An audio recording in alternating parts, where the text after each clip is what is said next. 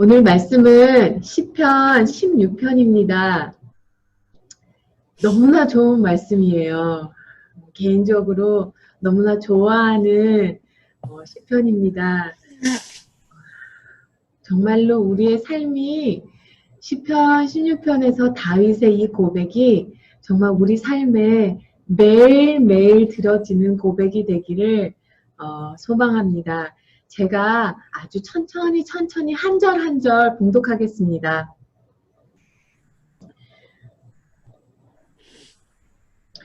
하나님이여 나를 지켜주소서. 내가 주께 피하나이다. 내가 여호와께 아뢰되 주는 나의 주님이시오니 주 밖에는 나의 복이 없나이다 하였나이다. 땅에 있는 성도들은 존귀한 자들이니 나의 모든 즐거움이 그들에게 있도다. 다른 신에게 예물을 드리는 자는 괴로움이 더할 것이라. 나는 그들이 드리는 피의 전제를 드리지 아니하며 내 입술로 그 이름도 부르지 아니하리로다. 여호와는 나의 산업과 나의 잔의 소득이시니 나의 분깃을 지키시나이다. 내게 줄로 재어준 구역은 아름다운 곳에 있으며 나의 기업이 실로 아름답도다. 나를 훈계하신 여호와를 송축할지라. 밤마다 내 양심이 나를 교훈하도다. 내가 여호와를 항상 내 앞에 모심이며 그가 나의 오른쪽에 계심으로 내가 흔들리지 아니하리로다. 이러므로 나의 마음이 기쁘고 나의 영도 즐거워하며 내 육체도 안전히 살리니 이는 주께서 내 영혼을 수월에 버리지 아니하시며 주의 성도를 멸망시키지 않으실 것임이니이다. 주께서 생명의 길을 내게 보이시리니 주의 앞에는 충만한 기쁨이 있고 주의 오른쪽에는 영원한 즐거움이 있나이다. 푸른 마르고 꽃은 시드나 하나님의 말씀은 영원히 서리라. 아멘. 기도하겠습니다. 하나님 아버지 기도드립니다. 시편의 16편의 이 다윗의 고백이 저희 날마다 신앙의 고백이 되게 하여 주옵소서. 예수님의 이름으로 기도합니다. 아멘. 아멘. 신약성경 사도행전 2장에서는요. 베드로가 설교 중에 시편 16편을 말을 합니다. 그러면서 다윗이 예수님에게 대해서 예언한 것이라고 말을 해요. 사도행전 13장에서는요. 이번에는 사도 바울도 시편 16편을 말하면서 다윗이 죽음을 이기신 예언, 그러니까 예수님을 예언했다고 합니다. 그러니까 사도행전에서요. 베드로도 바울도 시편 16편은 다윗이 예수님을 예언한 거라고 그래요. 그래서 시편 16편은요. 예수님이라는 렌즈를 끼고 읽으셔야 합니다. 오늘 본문은요. 구원받고 예수님을 앞에 두고 정말로 예수님과 동행하는 자에게는 복음이 크게 세 가지의 능력으로 나타난다고 합니다. 1절부터 8절을 보면요. 복음의 능력을 경험한 자, 크리스천들은 기뻐하는 자입니다. 9절에서 10절을 보면요. 복음의 능력을 경험한 자는 죽음을 넘은 미래가 보장된다고 합니다. 11절에서는요. 복음의 능력을 경험한 자는요. 환난 중에도 기쁨이 있다는 것입니다. 1절에서 다윗은 하나님의 나를 지켜주소서 내가 주께 피하나이다 라고 시작을 합니다. 다윗의 삶이 그랬듯이 힘겨운 어떠한 이유가 있었을 거예요. 그런데요. 이렇게 자기의 어려움을 얘기는 하지만 사실 1절을 지나고 나서는 다윗이 자기의 고난에 대해서는 언급하지 않고요. 오히려 주님을 신뢰함으로 기뻐합니다. 이것이 크리스찬들이 예수님을 아는 우리가 날마다 경험하는 기적의 삶이에요. 복음의 능력을 알면 기뻐하게 됩니다. 왜냐, 주님이 나와 함께 계시고 주님이 나를 사랑하시고 주님이 나의 길을 인도하실 것이라는 게 너무나 확실하니까요. 그래서 그리스도인들의 특징은요, 기뻐하는 자입니다. 2절에서 보면요, 주님은 나의 주님이시오니 주 밖에는 나의 복이 없나이다 하였나이다. 예수님이 나의 주인이라고 고백을 합니다. 많은 크리스천들이 주님은 나의 주님이라고 고백을 합니다. 주님을 주인으로 모시는 자는 주님을 내 뜻과 내가 원하는 것을 얻기 위해 사용하는 사람이 아닙니다. 근데 저를 봐도요, 주님이 주인인지 제가 주인인지 주님이 나의 종이 아닌가. 내가 원하는 거 들어주시고 내가 기도하는 거 응답해 주시고 그것은 주님을 주인으로 섬기는 자의 삶이라고 말하기는 참 부끄럽죠. 하나님을 내 기도를 들어주는 자로 정도로만 생각한다면 하나님을 종으로 두고 있는 거지 주인으로 두고 있는 것은 아닙니다. 하나님을 종으로 둔 자는요, 하나님의 뜻이 아니라 내 뜻이 우선이 되는 거죠. 그러나 하나님을 주인으로 둔 자는요, 철저히 그분의 뜻이 우선이라는 것입니다. 나를 향한 하나님의 뜻이 실현이라면 그것도 기꺼이 받겠다는 것입니다. 왜냐하면 하나님은 나에게 영원한 생명을 주셨기 때문이에요. 나를 너무나 잘 아시고 나를 나보다 더 사랑하시고 나보다 더 크신 주님이시기 때문입니다. 2절을요. 지금 주밖에는 나의 복이 없나이다 라고 이렇게 개역개정은 번역을 하는데요. 새번역 같은 경우는요. 주를 떠나서는 나의 행복이 없나이다 라고 번역을 합니다. 이것은요. 사실 원어의 뜻을 더 잘 표현한 거예요. 이것은 세상의 모든 것이 나에게 의미가 없다라는 게 아니라요. 이 세상의 모든 것이 나에게 주어진다 하더라도 주님을 떠나서는 이 모든 것들이 나에게 행복이 되지 않는다는 거예요. 주님 안에 있기 때문에 물질이 나에게 축복이 되는 것입니다. 주님 안에 있기 때문에요. 가정을 뛰어넘어 교회가 되더라고요. 주님 안에 있기 때문에요. 형제 자매가 너무나 존귀하게 보이는 거예요. 너무나 존귀한 자예요.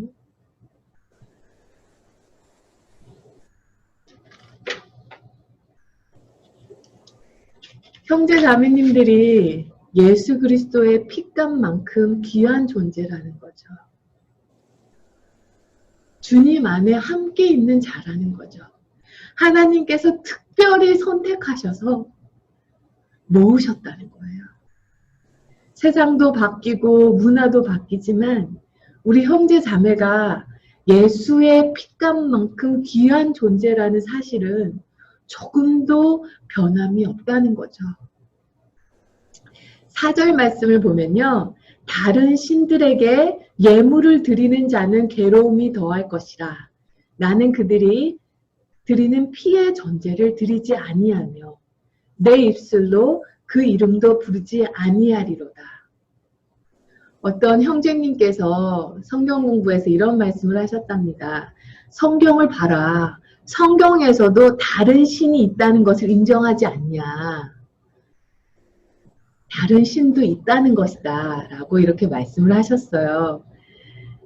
다른 신에게 예물을 드리는 자에서 성경에서 말할 때 다른 신은요, 영어로는 너무나 크게 딱 표시가 되어 있죠. 대문자냐 소문자냐. 이것은 다른 신이 있다는 말이 아니고요. 다윗이 살았던 그 시대에는 많은 신들을 섬기는 때였습니다. 그런데 하나님께서는 뭐라고 하셨습니까? 그 신들은 다 아니라고 하시잖아요. 하나님만이 유일한 신이라는 것을 증명하셨어요. 출애굽을 통해서. 그리고 하나님은 자신이 그 사람들이 믿고 있는 그런 잔잔한 그런 종류, 그런 생각의 신이 아니라 살아서 역사하시고 세상을 창조하시고 우리와 함께 하시고 우리를 인도하시고 구원에 이르시며 영원히 함께 하시기를 원하시는 하나님인 것을 너무나 보여주시기를 원하셨어요. 인간이 믿고 있는 세상의 신들은 그때 당시를 보면요. 인간 피라미드에서 가장 높은 부분에 있는 왕이나 귀족, 힘이 있는 자들에게 관심이 있었어요. 바로 왕을 봐도 그렇고요. 모든 그때 당시의 왕을 보면 왕이 로마 때도 그렇죠. 왕이 신격화되잖아요. 신은 그런 하나의 힘있고 왕이라는 그런 존재에 관심이 있었다는 거죠. 근데 이들은요, 어떻게 했나요? 이들이 피해 전제를 바쳤다는 것은요, 이들을 보상하게 주기 위해서 아랫사람들을 희생시킨다는 것입니다. 근데 예수님은요, 이 새 언약으로 이 시스템을 뒤집으셨어요. 지난주에도 말씀드렸지만 우리의 하나님은 편드시는 하나님이라고 하셨죠. 약한 자, 눌린 자, 주님을 부르짖는 자의 편을 들어주시는 편드시는 하나님. 예수님께서 죽으시기 전에 유월절 떡과 잔을 나누실 때 이 잔은 나의 피, 곧 언약의 피라고 했습니다. 이 말은요, 내가 앞으로 십자가에서 흘릴 그 피는 우리에게 죄의 용서함과 구원을 약속하는 언약이 따로 오르는 그런 피라는 것입니다. 그래서 나중에 저희가 주님 앞에, 하나님 앞에 섰을 때요, 하나님께서 나의 이 못나고 죄 많은 나를 보시는 게 아니라 나를 예수 그리스도의 피로 덮은 그 예수님의 피를 보시겠다는 거예요. 이것이 너무나 감사한 것입니다. 또한 사도 바울이 정말로 자신이 사랑하는 사람들을 대한 그들의 그 사도 바울의 사랑을 이렇게 빌립보서 2장 17절에서 표현했어요. 내가 내 피로 잔을 드리더라도 했습니다. 세상 사람들은 자신의 이득을 위해 힘없는 사람을 억압하고 피고를 빨아먹는다고 하나요? 하는데 구원받은 사람들은 오히려 힘없고 억압받는 사람들을 위해 자기 자신을 내어드린다는 것입니다. 왜냐? 예수님께서 그렇게 하셨기 때문이에요. 아마도 이몽룡의 애가 금잔미주는 철인 혈이요 라는 말을 들어보셨을 거예요. 이몽룡이 변사또 생일날 지은 시거든요. 금잔에 담긴 그 아름다운 그 마시는 술은 많은 백성의 피요. 다시 4절에서 피의 전제는 이거랑 같은 뜻이에요. 즉 인간 피라미드에서 위에 있는 사람들이 자신의 이웃을 위하여 경계선 아래, 삶의 경계선 아래에 있는 사람들을 희생시키는 그런 삶이 아니라 다윗은 나는 삶이 아무리 공고하고 힘들더라도 다른 사람을 희생시키는 삶을 결코 살지 않겠다 이것입니다. 우리 크리스찬들이요. 이런 고백이 삶의 고백이 필요해요. 결단의 고백이 필요해요. 하나님, 나는 내가 억울하고 내가 손해를 보고 내가 이 세상에 힘겨움을 겪을 수 있을지라도 다른 사람을 희생시키는 삶을 살지 않겠습니다. 라는 삶의 고백이 필요합니다. 또 그때 당시에는요, 옛날에는 의사가 없었어요. 의사가 없어서 어떻게 했냐면요, 나뭇가지를 이렇게 잘라다가, 특정한 나뭇가지를 잘라다가, 그때 사람이 아프면요, 크게 두 가지로 봤습니다. 크게 사람이 아프면. 하나는 하나님께서 그 사람에게 화가 났거나, 아니면 악한 영이 들어왔거나. 그래서 이 나뭇가지를 사람을 막 때려요. 때리면서 세상에 알고 있는 모든 신들이란 신들을 이름을 막 부르면서 사람을 막 때립니다. 그것이 그때 당시의 의술이었어요. 근데 다윗은 죽더라도 그런 모습과 같은 모습으로 살아가지 않겠다는 것입니다. 크리스천들은 세상 사람들이 당연하게 받아들이는 그것이 하나님 앞에 기쁨이 되지 않는다면 손해를 보더라도 하지 않겠다는 결단이 있어야 된다는 것입니다. 5절 말씀, 여호와는 나의 산업, 나의 자네 소득이니 나의 분깃을 지키시나이다.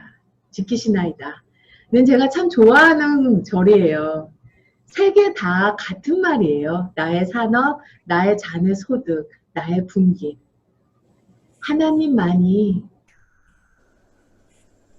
나에게 주어지는 은혜라는 거죠.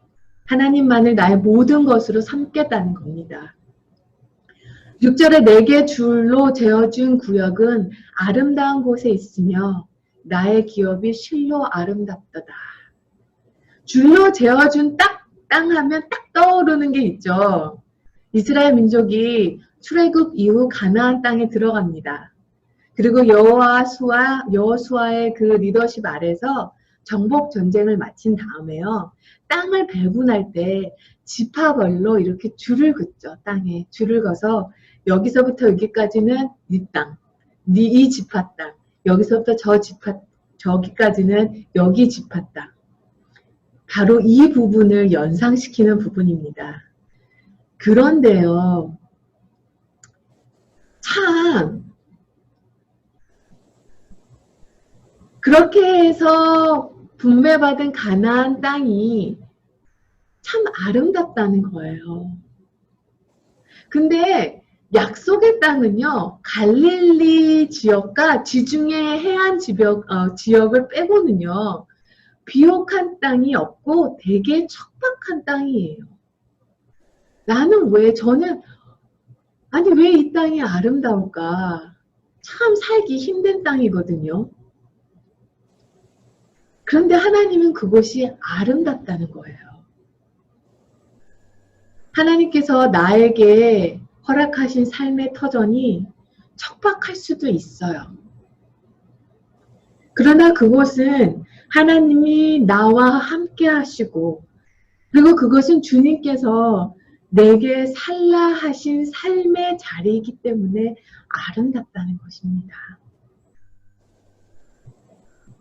내가 있는 지금 가정, 사업장, 학교, 직장, 그 모든 그곳이요, 내가 하나님과 동행하고 하나님께서 내게 살라 하신 삶의 자리이기 때문에 그것이 너무 아름답다는 거예요.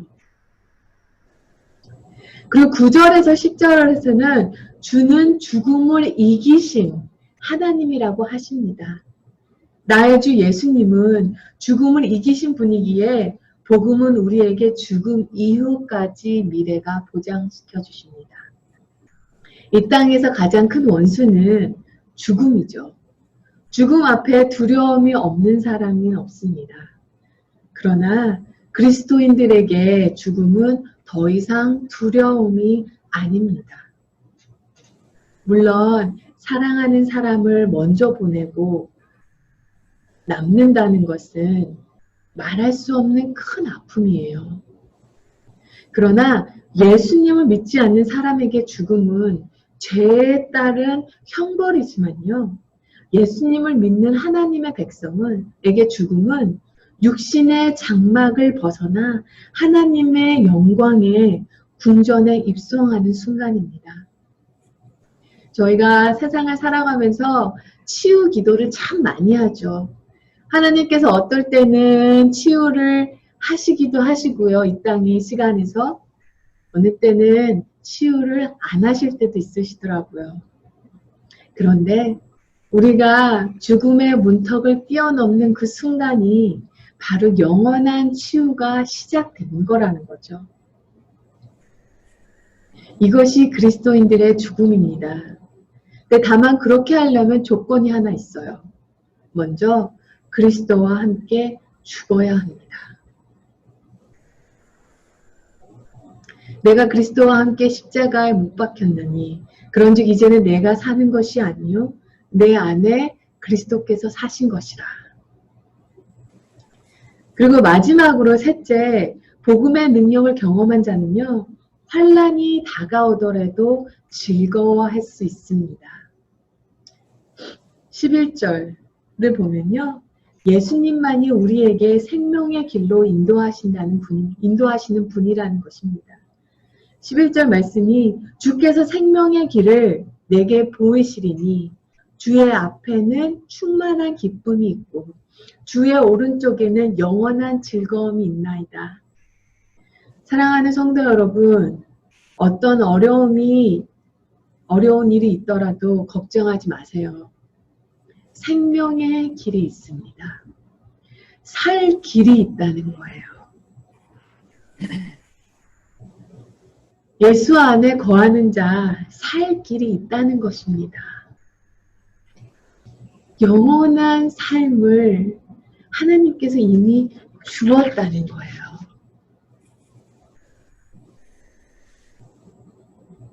예수님과 동행하는 자는 환난이 다가와도 괜찮아요. 살아갈 수 있어요. 누군가가 나에게 복음은 어떤 의미입니까? 저에게 복음은 어떤 의미입니까? 하고 물어보면요. 저는 이렇게 대답합니다. 사랑하는 성도 여러분은 만약 누군가가 예수를 믿는다는 것이 무슨 의미입니까? 라고 물어보시면 뭐라고 대답을 하시겠어요? 예전에 파네라에서 이렇게 밥을 먹고 있는데 어떤 분이 다가오시더니 물어보시더라고요. 도대체 그 예수를 믿는 게 무슨 의미냐고. 전 그럴 때 이렇게 대답합니다. 복음은, 예수 그리스도의 그 복음은 지난날의 나의 죄, 실수, 죄책감에도 눌리지 않고 앞으로 다가올 내일에 대한 두려움에도 눌리지 않고 오늘 나에게 허락된 이 하루를 즐겁게 살 수 있게 하는 능력입니다.